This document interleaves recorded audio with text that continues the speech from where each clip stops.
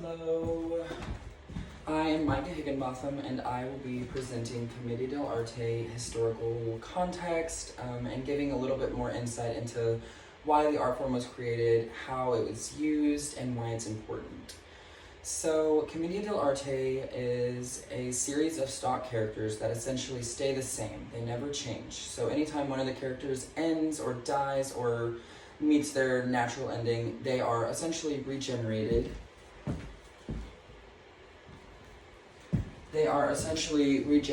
And their life continues endlessly. And it has done that since the 1600s all the way to the present day, and it has affected many, many forms of theater, which we'll get into.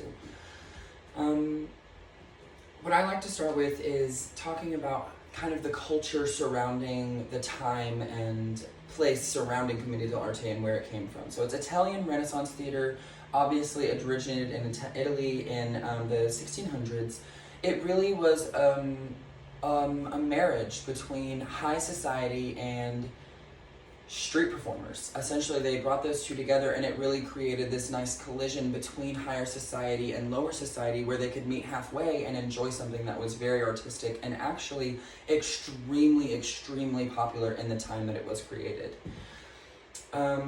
Many of the different forms of theater that it has affected, which I would love to get into, is melodrama, sitcoms, The Lion King, Chaplin theater. There are so many different forms. Essentially, it is the foundation for all European classical theater.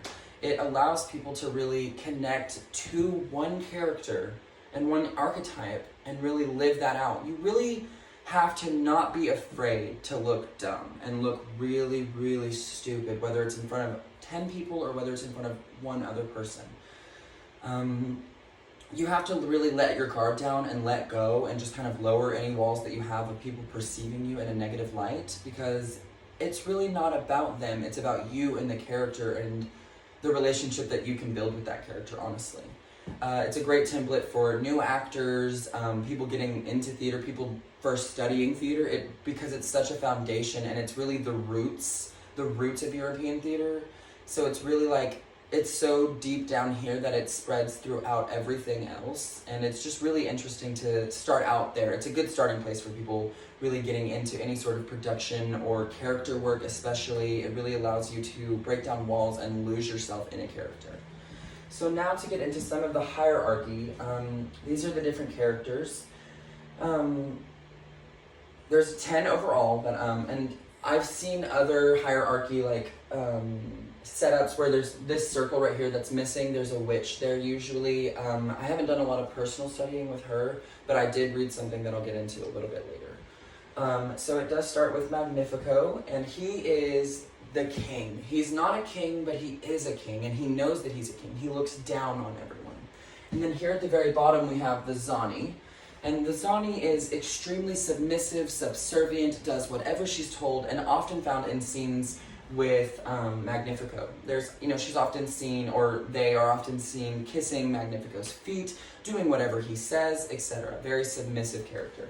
You have the first actor and first actress. They're usually the love roles, the prince, the princess, the children. It gives me very much like Hansel, Gretel, conceptual output, to be honest. And then we have Colombina, she's the servant girl, and then my two favorite characters, Brighella and Harlequino. So Brighella is a cunning servant, she's smart, manipulative, and she knows what she wants, while Harlequino is more playful and moves with precision, but also at the same time very, very composed, and at the same time, while he's stupid, it's not that he lacks logic, it's that he only thinks of himself. Often found trying to get food, but always hungry, but can never really get where he's going. Overall, the hierarchy is about knowing your place and knowing your status, but at the same time, it's also about acknowledging other statuses around you, because if you don't, then you'll become very involved with yourself. So it's really just about making fun of yourself and making fun of all of the different statuses that you can achieve, whether high or low.